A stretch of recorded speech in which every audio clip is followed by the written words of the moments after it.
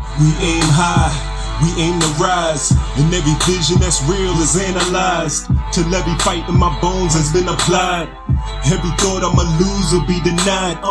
Dedicated to the cause. I'm back, I'm reborn, that's facts. Now take back what's yours. Rose from the floods. With one breath, the exhale was left. I'm back to show love. What you recommend is what you represent.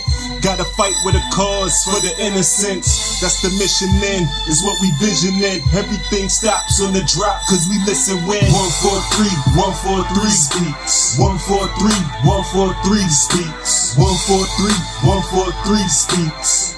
From the streets to the most elite. Now who's got the guts to last? I'm in line next. Who's got the guts to pass? I'm in direct. Who can convince the class? Ain't no time left. Welcome to the journey of the mindset. What's going on, world family? Welcome to another episode of Journey of the Mindset. Today I have a very powerful guest.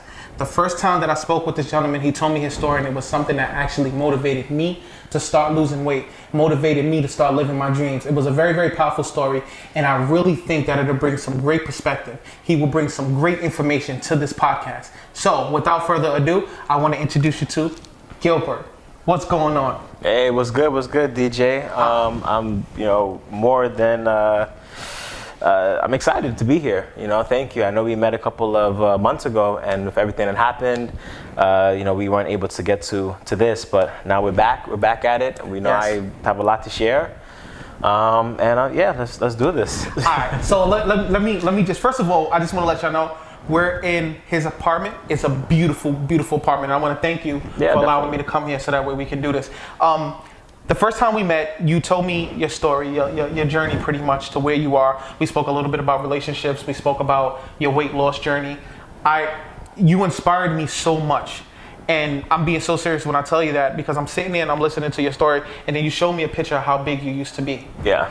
And for me to be able to see you go from A to B is something that inspired me. I was going through a lot of health issues at the moment of time that I remember that. That we met. I was going through a few health issues, and I really needed to change a lot of things in my life. Not just my mindset, but my health, the things that I was eating, the things that I was putting in my body. I was able to reach the goal over the summertime, where I was able to drop a lot of weight, and my doctor actually took me off of my high blood pressure medication, which was a very great goal. Can we clap to that? Can we clap? That's something to clap to. It was hard work, and I want everybody to know how hard work it was. We have to get that. That's amazing. I have a problem though. What's the problem? Talk to me. What's going on? One, I'm not maintaining it. And I'm not maintaining it more so because of my mental. So the question that I have for you is this. Walk us through your journey on 1, how much you weighed, 2, what made you want to change, 3, how was that transformational period?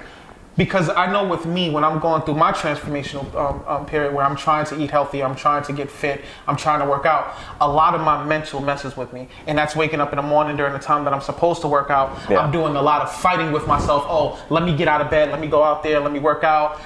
And it's very hard because you don't hear that voice like, go out there, you're gonna look great. You only hear that voice like, yo, spend some more time in bed. Yo, I found like that was one of the biggest challenges when I was initially started my journey, was that I was just not motivated, man. Like when you like kind of hit that point where you feel like there's like no return, when I was at my biggest, I was probably like 250 pounds. And I'm like, I'm not that tall of a guy. I'm like 5'8", 250 pounds. I was holding a lot of weight. I would like take one step up the stairs and I'm like wheezing. I'm trying to catch my breath. That was me. I'm like, damn. I'm like, yo. And I think at this time I was probably like in my mid 20s. So like that just really scared me, And I went to the doctor and I was very close to being pre-diabetic. And I was just like, for somebody who is aspiring to inspire others in the medical field, like what kind of example am I? Yeah. And I think that was the big part to my journey. And I think what really motivated me was just kind of evaluating my whole life, at that time. And I think something that I can tell everybody that helped me during that time was just honestly taking it one day at a time. One day at a time, like picking up something healthier to eat, one day at a time, like setting a goal, daily goals. My daily goal was to get up in the morning and, do 10 push-ups, do 15 push-ups. And like every day you just keep adding. But not only that, I found that was the tasks that were being done. But now, what can I do to bring my mental and connect it with my physical, right? Because that's what we're here for. What's the name of this podcast? Journey of the mindset. There you go. Journey of the mindset. That's the most important thing, and that's what I always tell people, because a lot of people have been reaching out to me over the summertime that they've been seeing me posting about the running. I think it's a lot more mental than it's physical. Yeah. Because I don't know how the experiences is for everybody else. I don't know if the experience is for you. It's like I'm always trying to talk myself into doing. So I'm trying to negotiate and talk with myself into going running. I'm trying to negotiate and talk myself into lifting weights. Is that normal? You know what? I think that sometimes when we try to talk ourselves into living a healthier life, it becomes like pressure on us.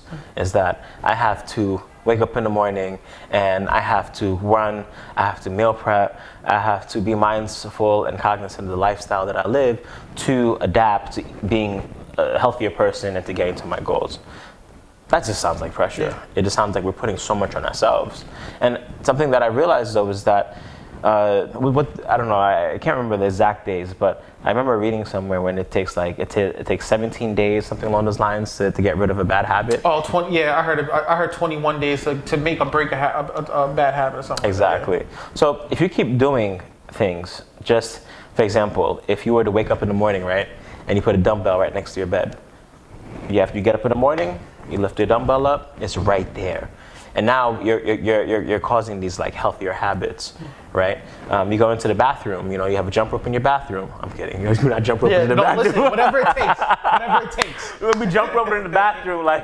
I had a trampoline. Believe it or not, I had a trampoline, and I got this from Tony Robbins. I had a trampoline like literally outside, or like right next to my bed. So when I would get out of the bed, I would jump up and down like 3 or 4 times, and it worked though. Wow. It kind of would wake you up.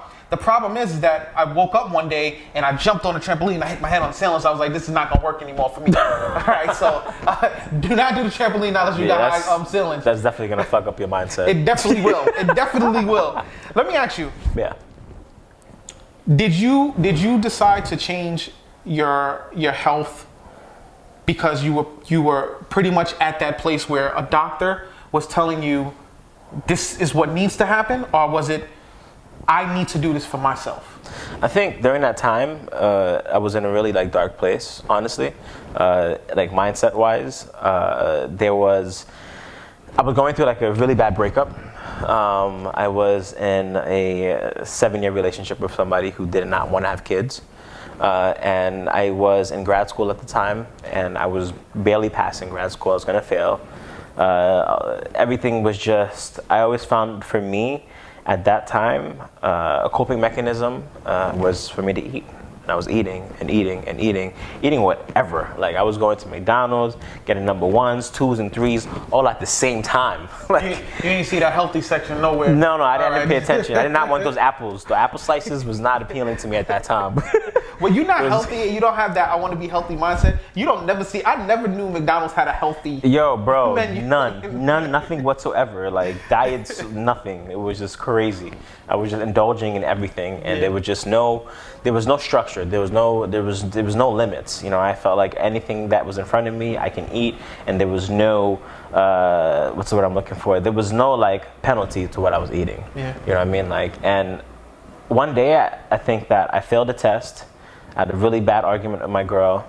I looked on the scale. I was 250, and I was like, all right. I remember telling my bro, like one of my best friends, we went to the gym that day, and I was like, if I don't do this now, I'm gonna be like this for the rest of my life. And that was it. I was pushed up against the wall, and I was like, if I don't stop this right now, then this is where I'm gonna be. I'm only gonna get bigger. I might fail out of grad school. Was going through whatever I was going through my relationship. I felt like I had no control of my life. And I said I just needed to stop. And what I initially started with was just forming a structure. So every day in the morning, I would wake up, I would meditate for 5 minutes, And then from the meditation, I would go out for a jog. I would go to my class, work, whatever I had planned for that day, and I went straight to the gym. Then this was something that there were days when I would wake up and I didn't feel like doing it. I know I had to, because this was going to lead to a better me. And sometimes I couldn't even see that better me, but I had to just keep on going and keep on going. So it became a routine. Eliminate all of your distractions. And when you say eliminate all of your distractions, meaning take the distractions out of your house. So if you have cakes, if you have unhealthy meals in your house, those should not be there. Yeah, that, and I also mean distractions as far as like, I had to get into a darker place to get out of a dark place. That's deep, because yeah, I'm one to say sometimes that sometimes you have to go into the darkness in order to be able to come back out into the light. As crazy as it sounds, I don't want to look at it as a negative reset. And the reason why I would say that it can be looked at as a negative reset is because you're putting yourself back in this emotional and vulnerable stage that you were in that made you feel like you didn't want to be there. Yeah. And it pushed you out into the light. Yes. So now you get into the light, you're making all of this progress. All of a sudden you need that reset to remind you, okay, you know what? I remember where I was to get to where I am now. So I'm going through that now. I made all this progress. I was 135 when I started in the beginning of the summer with running. And now, and then I went down to 192, and now I'm back to, I was 235 when I first started. I got it down to 192, and I had a setback. And now I'm at 218. I heard you say that you had to bring yourself back into that. What did that do for you by you putting yourself back into that dark space? So I had to get into a darker space to get out of my dark space, meaning that I had to really sit down and evaluate all the demons that I was fighting at that time. And in order to do that, like, you have to get down and dirty, and you have to like really do the work, and you have to fight, So I eliminated a lot of distractions. I took anything that would have set me off of my track, as far as, my circle. My circle became really small around that time. I really didn't hang out with a lot of people, and I needed to do that in order for me to get to where I needed to get to. I took away alcohol, anything that would have messed up my mental and messed up that kind of like energy to continue, that resilient just motion of trying to get to where I needed to get to, and to be strong and to be able to get to my goal. Like, there was no distractions. I took every distraction out of my life. None of my friends heard from me. I did the same thing every day for 6 months. I went to school, I studied, I worked out. With school, I didn't go out to party, I didn't eat, but I knew that I needed to get out of this like slump, But during that time, I was also doing work within myself to get to a better place. I was praying, I was reading self-help books, The Secret, A New Earth, The Power of Now, putting myself in the present moment. I was, going to counseling with my girlfriend at the time. And it was just trying to fix all these issues in my life that caused me to eat, because that was a coping mechanism at the time, right? You have to fix the main issue if you're really trying to overall have a better lifestyle, be healthier, right? We have to evaluate all those things. Like, why am I eating so much? Why I don't care about this? Like, what is the point that I'm in right now? And it's just like, it's like a multi-disciplinary modality, and certain things that we have to kind of outline within our lives to get to the main point, and to try to figure out why are we doing this? How come I don't care about my health? That's an important question, right? As humans, we know that eating certain things are bad. Yeah. A lot of times we wait for something to happen in order to start the action. And what I mean by that is we'll wait for a doctor to tell us that's the worst thing that could ever happen during a podcast, by the way, is for your alarm to come on. I just want to say that. Yo, bro, I was like, it's the worst thing. I don't even know what that alarm was for. Yo, bro, I was like, he's trying to kick me off already. It's 14 minutes in. It's the worst thing. I got a lot of stuff to share, man. Come on. But, what was I asking? What was I saying? This is why that's the worst thing that can happen, because it throws you off. What was I getting? The point that I was getting to.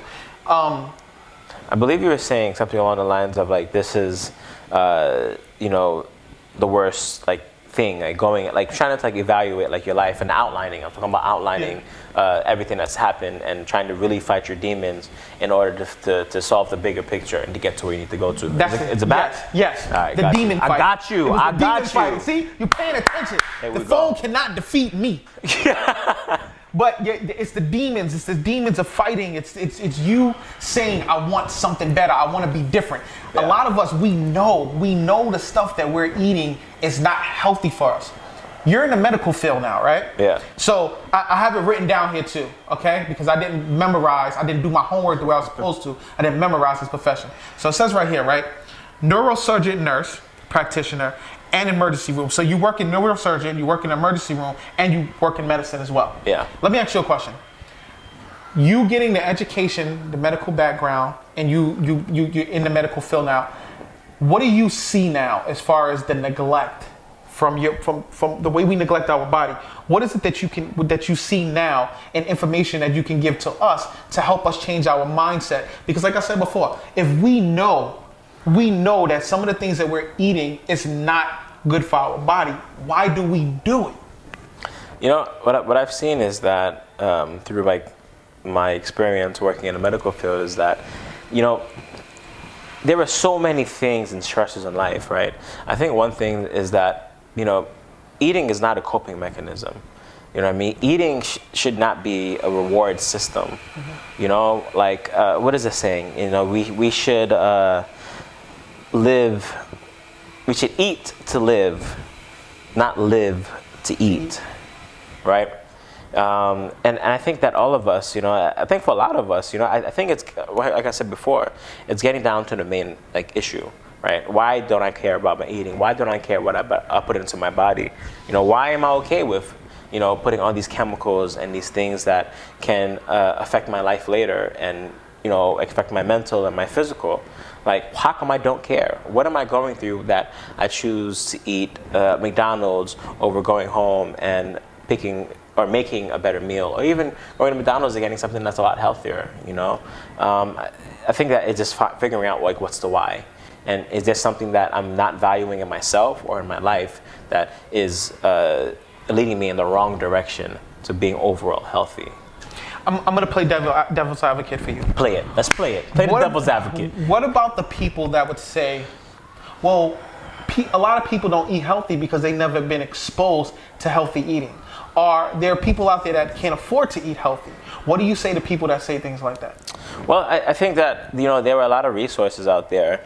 And, you know, I've actually done this myself. You know, during my times of grad school, I had the budget to pay off like my college and stuff like that. You know, I was going out there and I would limit myself, this is gonna sound crazy, to like $25 for meal preps for the week. Wait a minute, hold on. That's all it cost you to prep your meal for the week? For the week. What were you prepping? So man, it got really crazy sometimes. I was going to the sea towns and getting like the little like box of like salads, and then on top of that I was getting like ground turkey. Ground turkey go for like $5. You get a little ground turkey. So you know what I mean? Yeah. We get a little bit of ground turkey. So I had that. And that was it, man. That meal could stretch for so long. It's good. Ground turkey is lean meat. Mm-hmm. And then you have your salad, and, you know, I'll cut up some vegetables. Frozen broccoli, you get a whole bag for like $4 or5. So they're definitely, you know, we can definitely make it happen. Yeah. You know what I mean? I just think that you have to like be willing to try, you know, and be willing to change your life and to live a healthier life, you know. And when you meal prep and when you think in advance, there's a lot of, you know, thinking in advance. It was like, what can I afford? You know, what's on sale right now? You know, everything opens up. And it can be possible. And places like Trader Joe's, you know, not everything there is healthy, but they do have a lot of healthier options. Yeah. And they do accept, you know, if you are, you know, if you are living in a low socioeconomic area, you're not making a lot of money, and you are getting benefits, places like Trader Joe's do take EBT and certain things like that. So a lot of people don't know that, you know what I mean? So there is, you know, places or opportunities, but we just have to be willing to learn and not to be, you know, okay with our circumstances and saying, oh, you know what, I'm not making that much, I'm going to get McDonald's and things like that. Well, it all starts with us. And what you said was powerful. You have to be willing to learn. A lot of people start their journey, but they don't want to do the work as far as the research about the journey that they're on. So if you're on a health journey, you should be on a health journey, but you should also be researching health. So with me, when I started my running, I started to research about running. Yes. What is the benefits of running? Does running versus walking burn more fat? So there's certain things that you have to do when you're working towards your dream, when you're working towards your goal. It's not you just set the goal and you start going towards it. You have to do the research. 50 Cent, I was reading his new book. Amazing book, by the way. It was. Yo. It was a very, very, very, very amazing book. That treadmill, I mean, him running outside with his friend, because wow, it's phenomenal guy. He said two important things in there to me. He said, the first thing was you being disciplined.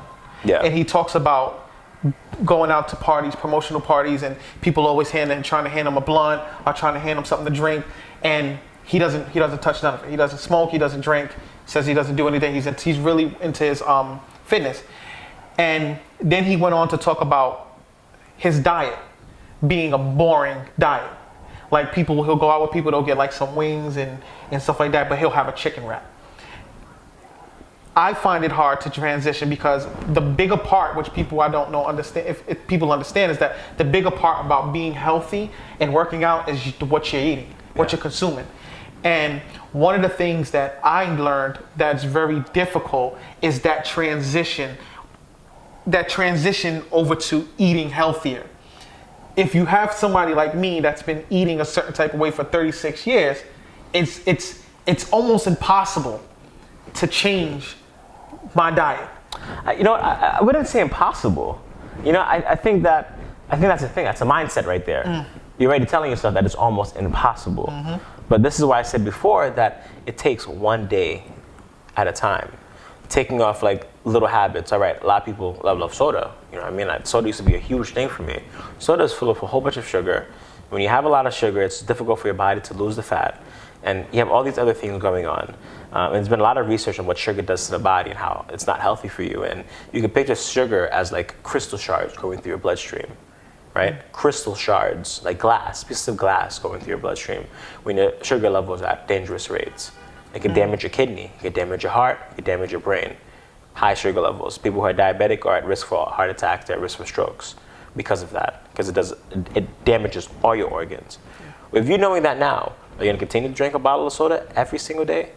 Right? So you would say to yourself, all right, what are the unhealthy things? And it's planning. What are all the unhealthy things that I'm doing in my life or that I'm consuming? And how can I do one step the next day in order for me to live a better, healthier life? Let me cut out, let me start drinking 5, bottles of soda a day, which people do. I'm gonna have 3. And that's how it starts. It's like a snowball effect, right? These little things that we're changing in our lives that just continue.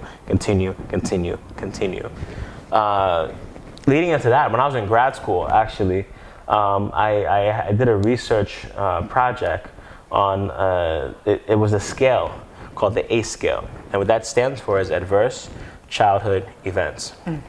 And pretty much what that was, it was a scale that was made sometime around 1995, 1997. I think it was orchestrated by the CDC. Don't quote me. CDC is in a lot of trouble right now. Yeah, word. Mm-hmm. I think by CDC. It was a Kaiser project, something along those lines, where pretty much what the scale indicated was it was different groups and categories, and if you answered, each one was rated, and if you answered to the higher of the scale, which is a 10, it means that you are more at risk for violence in your life, for substance abuse, for mental illness, and other things like that. This scale was just crazy. I think one of the questions in the scale was, was the people in front of you verbally abusive? Did you have parents who fought in front of you or screamed in front of you? Did you have people in your life, in your immediate family, who had a mental illness or did drugs? And I remember being in grad school and I was messing off one of my friends, and I was like, what's your score? My friend was like 3, and she was like, what's your score? And I was like, my score is 9. Yeah. And the highest score is 10, and my score was 9. So according to the scale, which is evidence-based research scale, from 1995, 1997, this scale said that I will have more likelihood, due to my environment, of being more mentally ill, having sometime during my life issues with substance abuse, and living a more pretty much overall unhealthy lifestyle. What do you think about that? I've always been intrigued with the way questions are put together to get answers about one's life. I would be very interested in taking that test. I find the test intriguing. I believe in it 100%. My only concern is the action that's taken after people get their results. Okay. I can see, like someone like myself, right? I'll look at the test and, like, let's say that something comes up where I'm the type of person that's more susceptible to being an alcoholic. Okay. I'm the type of person that will become obsessed with that. And when I say obsessed, determined to make sure that doesn't happen. You'll have some people that'll be like, okay, it's good to see this, it's good to know, but they won't pay much mind to it. So those are pretty much like my reservations with the test. I think it's a great test. I think that people, if they really want to know where they are or what can possibly be an outcome to their future, I think that it's something that's great for people to do. But if you're not going to do it to make a change, or if you're not going to do it to be ahead of the game, I don't know. I don't know how I feel about it. I am very much interested in taking that test because just to see pretty much where I am, things that I've been through in my life. There's a thing that I say, that me and my friends say, it's either life is happening to you or because of you. And I think that say that again. It's either life is happening to you or because of you. Yeah. A lot of us walk through these storms and we're the cause of it. We'll create things. We'll stay in relationships longer than we know that we shouldn't be there. We should just move on. Sheesh, 7 years later, I can tell you that. and I'm happy too that you brought that up, and you're being vulnerable about talking about relationships, because I don't think that a lot of people know how much a relationship or a bad relationship really affects men.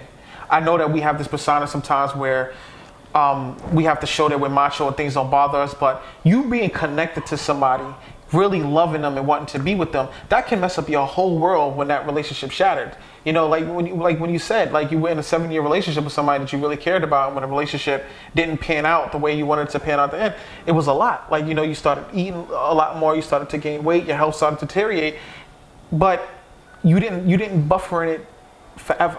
Yeah. You came to that point, that realization. You really can't, man. You gotta find your light. You gotta find your way out. You can't. You gotta find you. I think in those long-term relationships, like, how to find you? Yes. That's a really good question.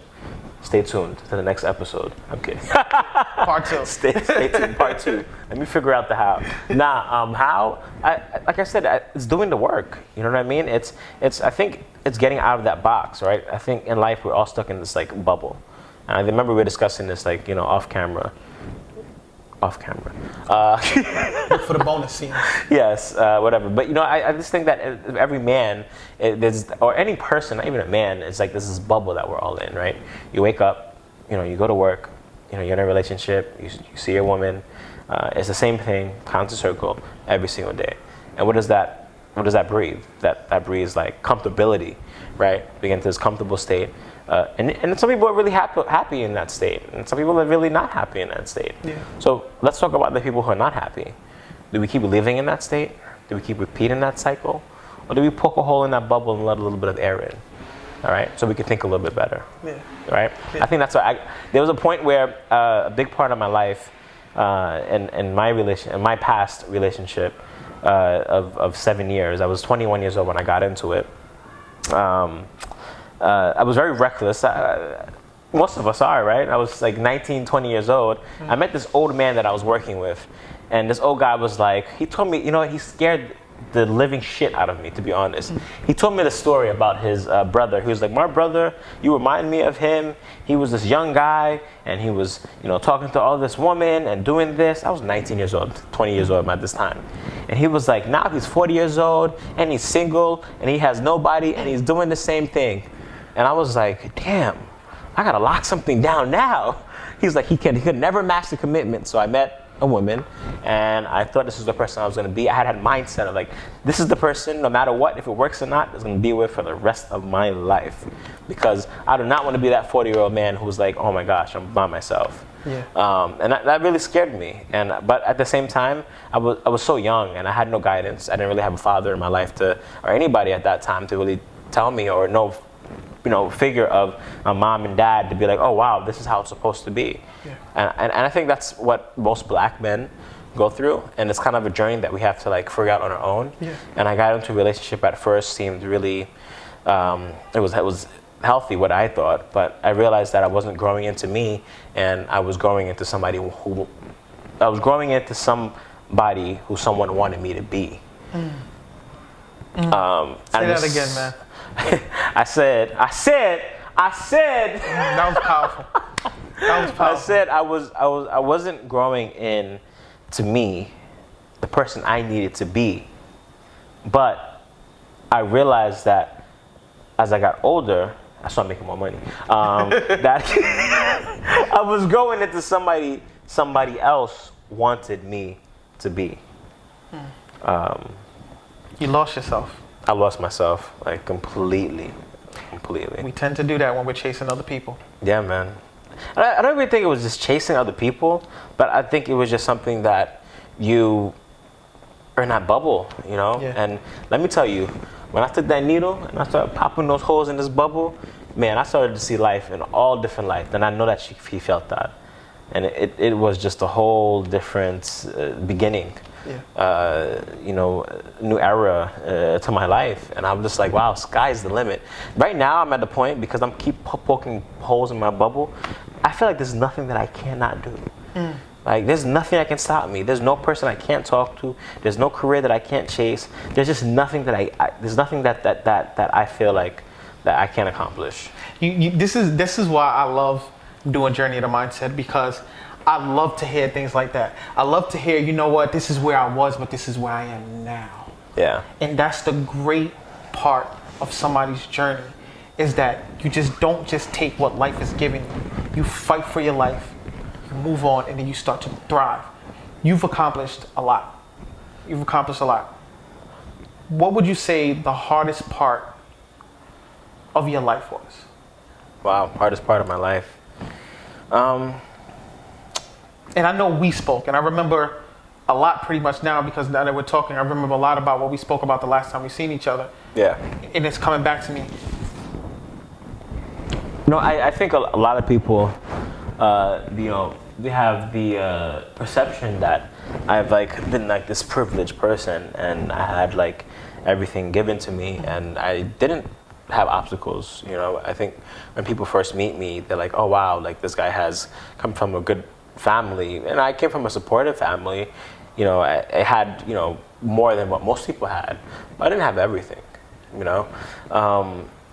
I think something that with me is, remember, going back to the A scale, my A scale was 9. So a lot of these things on the scales I witnessed, having somebody in my life who's an alcoholic, being exposed to people in my family who were doing drugs, and seeing that with my own eyes as a little child. We have to think about how our environment shapes us. And having mental illness, I had people in my immediate family I had to see every day who was going through mental illness, like schizophrenia, depression. This was my environment as a little child. I was seeing everything that most people are not exposed to at that young age. And I think it was just that, I didn't come from a household where people were educated. I came from a household of immigrants. Everybody, my mom had 3-4 jobs. It was 8 of us in a crib, all trying to put money together to make our rent and pay for our bills. Yeah.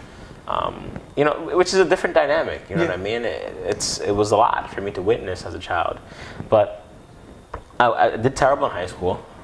I didn't care. All I cared about high school was being cool, having the newest kicks and whatnot, and just doing whatever. I think the big changing point of my life was when, my mom came home one day, and her job was giving her so much issues and so much problems, and she was on the sofa crying. And I came back from and I was out one day, and I was just out. I came back all kind of messed up, whatever I was doing that night, I was all messed up. And to see my mom like that, I was like, yo, like, she works too hard for me not to be anything.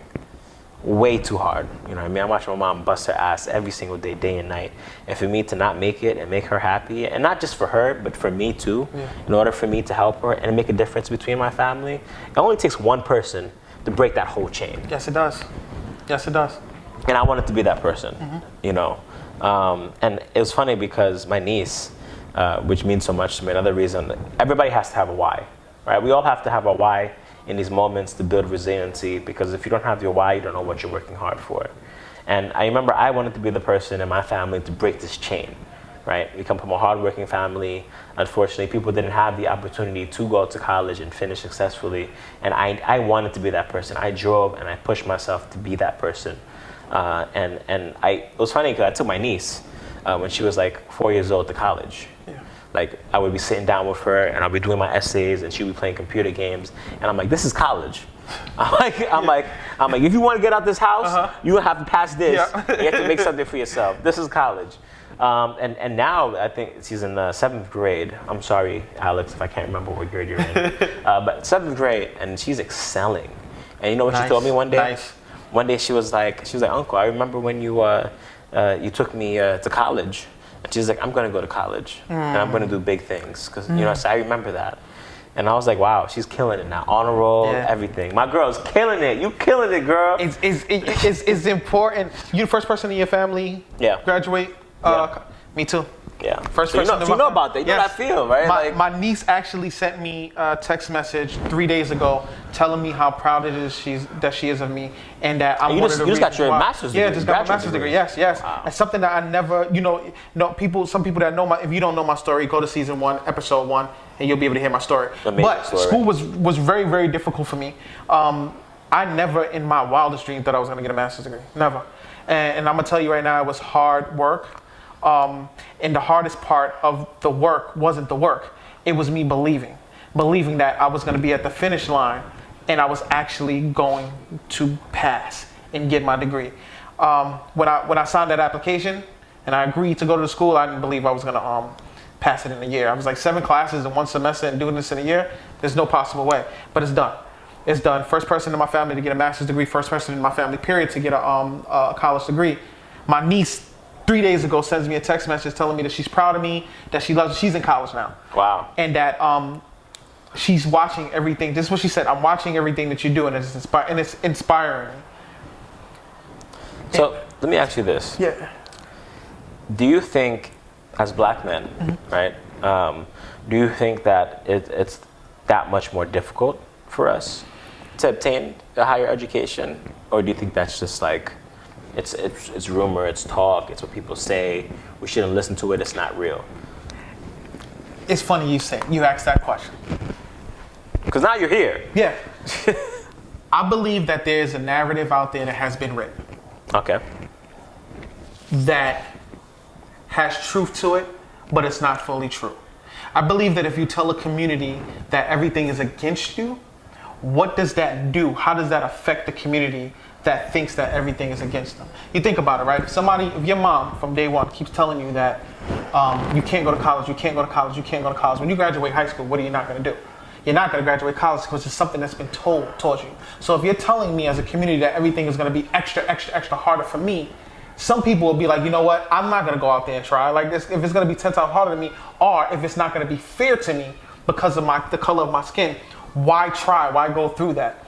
So I do see the design as far as holding us back from one further in our education and being more successful. I do see the glass ceiling there, but I try not to pay attention to the narratives because I personally look at myself as a divide breaker. Like if you put a wall in front of me, I'm gonna knock it down.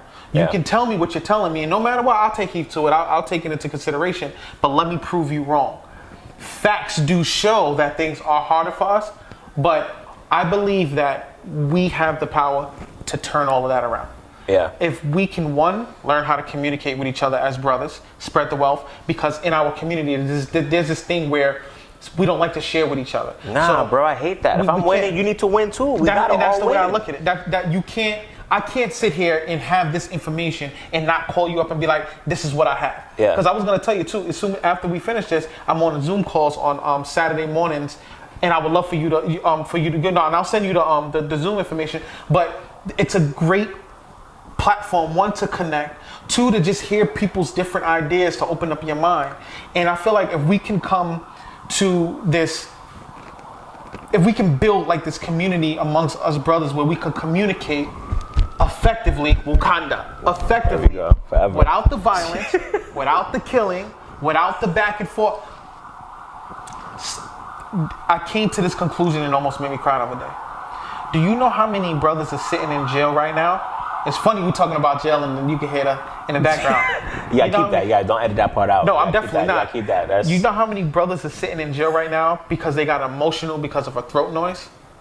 Meaning, because I told you I said something you ain't like, so you had to take my life and now you sitting in jail for the rest of your life? You didn't just shoot me and kill me because I punched you in your face. You shot me and killed me because I messed up the money, or because I said something disrespectful to you. So you took my life, and you took your life, and you took your life away from your kids' life, because now they can't enjoy you the way you want to. You know, I think that also stems from just like a level of like oppression that society has placed on us and that has organized against us as black men. But acknowledging that, being aware of that, but how we fight that is not accepting that. But when you say society, because this is where, when you say what is society? I think all of I think about what we've been through as black men, or just as black people, of everything going on right now. They took us from our country and they put us here and to make us work, and you know they tell us that we're free but we can't own land and all this other stuff that has happened that we had to go against. You know what I mean? Like how back in the 90s during the Bill Clinton administration and all that and everything that underwent. You know what I mean? Like what is it? The 2-3 strikes. The 3/5 of a man, or the strike law. The strike law.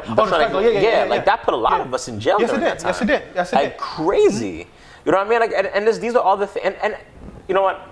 That's what I mean by society. You know, certain stuff like that. It's just like it doesn't really help us get out of what we're in. So and you know what I mean? But I think that we have to acknowledge that. Yep. We can't be stupid about it. We can't say this stuff doesn't exist because we see it every day. We're in it every day. We have to be aware of it, but not accept it, right? Because I think when we accept it, now that's when we fall into what they want us to fall into. That's the point that I'm trying to make. I can with my life being the way my life has. Yeah.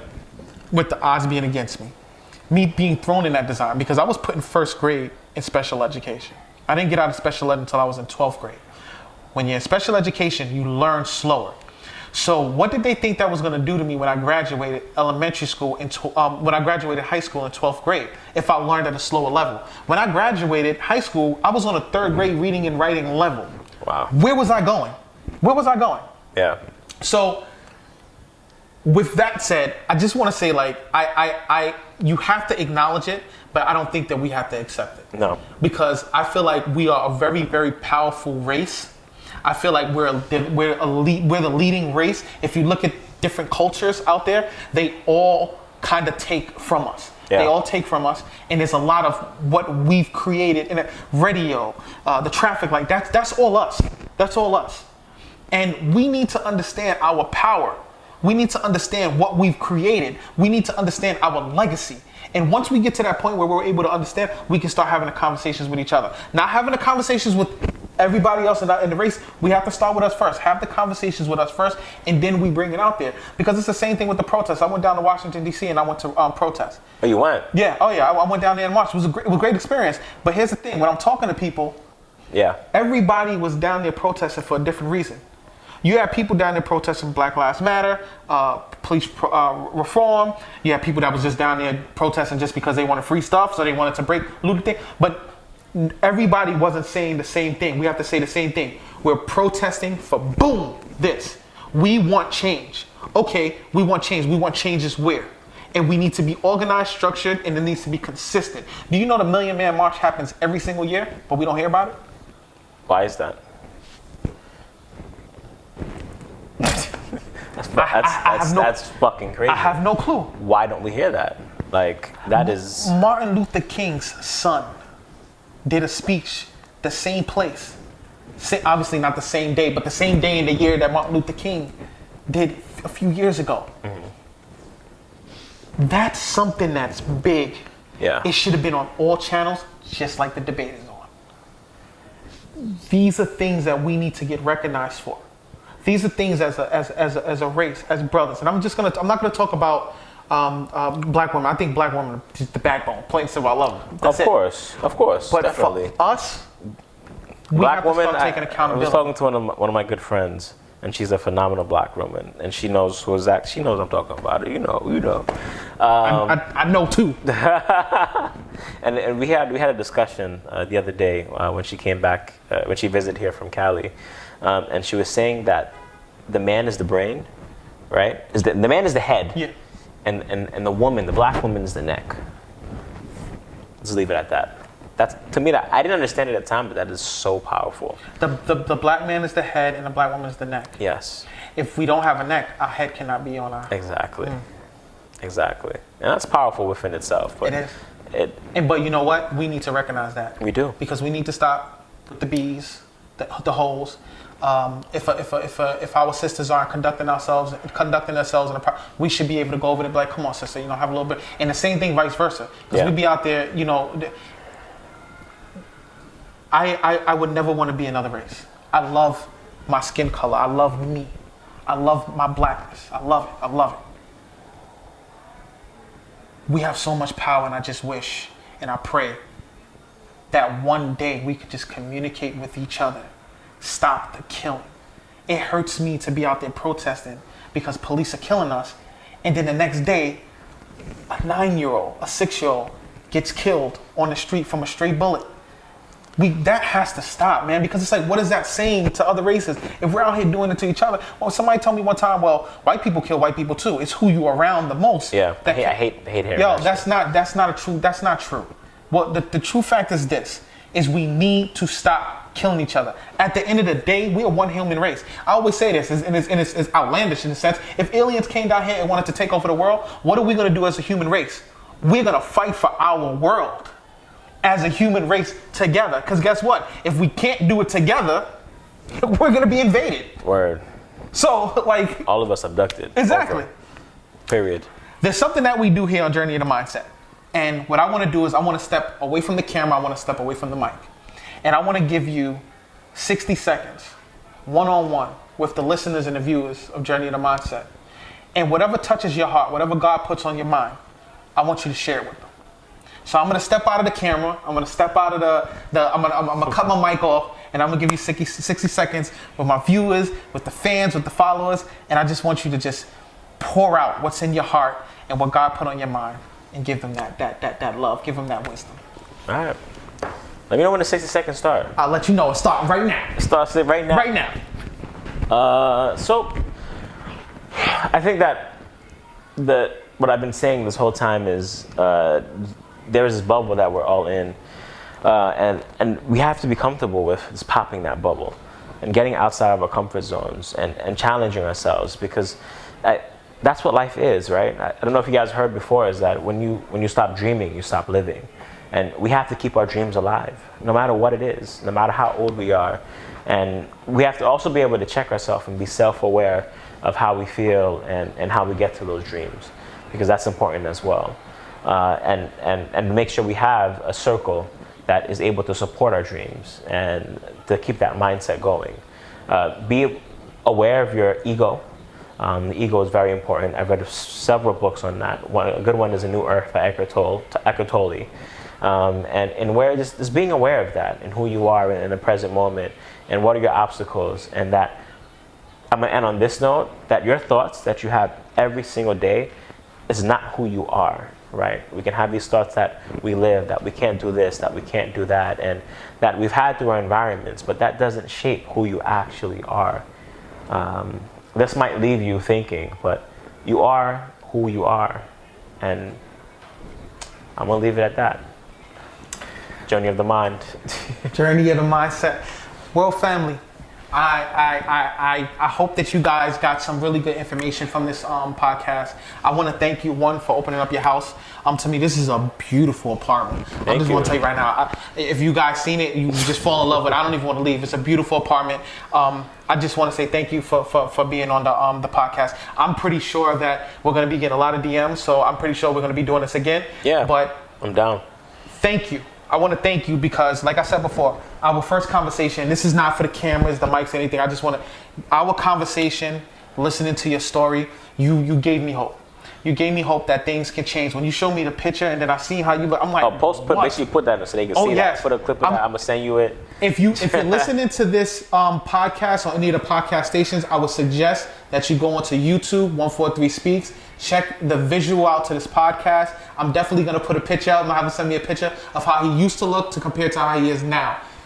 You are a phenomenal brother. I'm going to tell you that right now. I'm definitely looking forward to our relationship that we're going to definitely build. I'm not going to disappear on you again because I know the last time we spoke, it's like we haven't spoke for a while. But definitely, I'm willing to put in that work. So we were talking a little bit about him helping me out with my exercise and my health and eating right. And I'm telling you, and with my listeners listening, I'm ready. I'm about to go Goggins on you, man. I'm ready.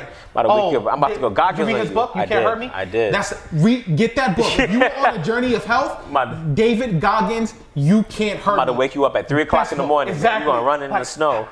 Yo, he is out of control. He is out of that control. Mental callous. I just wanted to say one more thing is that, our reality is not a reality.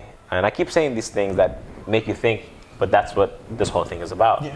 It's about pushing our mental and about pushing ourselves to think past our capacity. I grew up in, this immigrant home with 8 people in it. We were living in the projects in Queens. And I didn't really see much. I didn't have a vision of what was going to happen. They worked their butt off and they got us to Long Island, to suburban neighborhood. I had a beautiful school system, but I wasn't engaged in whatever was going on in my life. I wanted to be cool. I wanted to just live this life. There were certain situations and climactic moments in my life that changed everything for me, and what we discussed earlier. And now it's just so crazy, right? I look back and I live in Long Island City. I work on the Upper East Side of Manhattan in one of the most prestigious hospitals. So pretty much what I'm trying to end it off with is that we have to get past that mental block and that ceiling that we have in our minds. Because years ago, I did not know I'll be able to be where I'm at today. So just keep pushing, keep your dreams strong and keep challenging yourself. Powerful, powerful. Well, thank you for coming on to Journey of the Mindset. Definitely looking forward to a second one because I'm hoping that you will definitely be on here. And I want to make this promise to you that by summertime, I will. Summer 2021. 2021? I will have a 6-pack. Got you. And I got you. I got you, brother. And it won't be a 6-pack of beer either. It's going to be a 6-pack. Until next time, world family, if you fall, look up. I got to wake up. You know what? I told somebody that not too long ago, wake up, and they kind of got offended. But world family, I just want to tell you, listen, open your eyes. Look at your life. Analyze it. If you're having that uncomfortable feeling inside of you and you don't feel like life is where it's supposed to be, then life is not where it's supposed to be.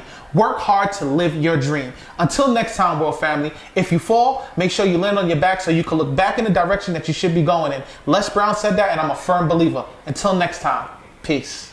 Peace.